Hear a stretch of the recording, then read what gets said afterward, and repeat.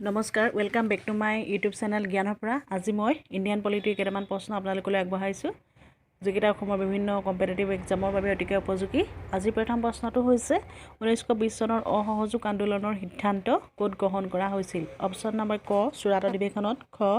বম্বে অধিৱেশনত গ কলিকতা অধিৱেশনত ইয়াৰ উত্তৰটো হ'ব অপচন নম্বৰ গ কলিকতা অধিৱেশনত 1920 চনৰ অসহযোগ আন্দোলনৰ সিদ্ধান্ত গ্ৰহণ কৰা হৈছিল নেক্সট প্ৰশ্নটো হৈছে ভাৰতত প্ৰথমে দ্বৈত শাসন ব্যৱস্থা কেতিয়া প্ৰচলন হৈছিল অপচন নম্বৰ ক 1906 চনত অপচন নম্বৰ ক 1935 চনত অপচন নম্বৰ গ 1919 চনত ইয়াৰ শুদ্ধ উত্তৰটো হ'ব অপচন নম্বৰ গ 1919 চনত ভাৰতত প্ৰথমে দ্বৈত শাসন ব্যৱস্থা প্ৰচলন হৈছিল নেক্সট প্ৰশ্নটো হৈছে Pakistan will be made on my dead body কথাষাৰ কোনে কৈছিল অপচন নম্বৰ ক চৰ্দাৰ পেটেল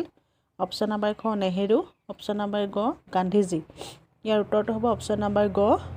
গান্ধীজীয়ে Pakistan will be made on my dead body এই কথাষাৰ কৈছিল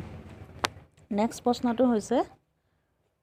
প্ৰথম ঘূৰণীয়া মেজমেলৰ সভাপতিজন কোন আছিল অপচন নম্বৰ ক গান্ধীজী অপচন নম্বৰ খ ৰাণী এলিজাবেথ অপচন নম্বৰ গ ৰামছে মেকডোনাল্ড ইয়াৰ উত্তৰটো হ'ব অপচন নম্বৰ গ প্ৰথম ঘূৰণীয়া মেজমেলৰ সভাপতি হৈছে অপচন নম্বৰ গ ৰামছে মেকডোনাল্ড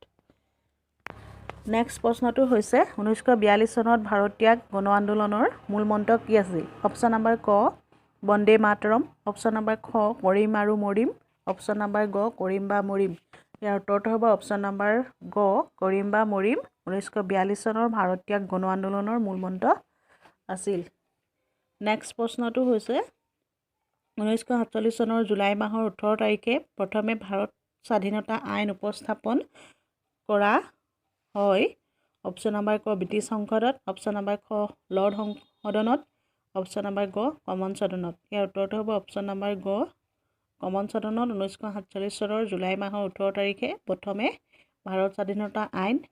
বিষয়টো উপস্থাপন কৰা হয় নেক্সট প্ৰশ্নটো হ'ল গণ পৰিষদ বা সংবিধান ৰচনা সভাৰ সভাপতিজন কোন আছিল অপচন নম্বৰ ক ৰাজেন্দ্ৰ প্ৰসাদ অপচন নম্বৰ খ জৱাহৰলাল নেহেৰু অপচন নম্বৰ গ ডক্টৰ বি আৰ আম্বেদকাৰ ইয়াৰ উত্তৰটো হ'ব অপচন নম্বৰ গ doctor B R Ambedkar Gana Parishad বা সংবিধান ৰচনা সভাৰ সভাপতি আছিল নেক্সট প্ৰশ্নটো হ'ল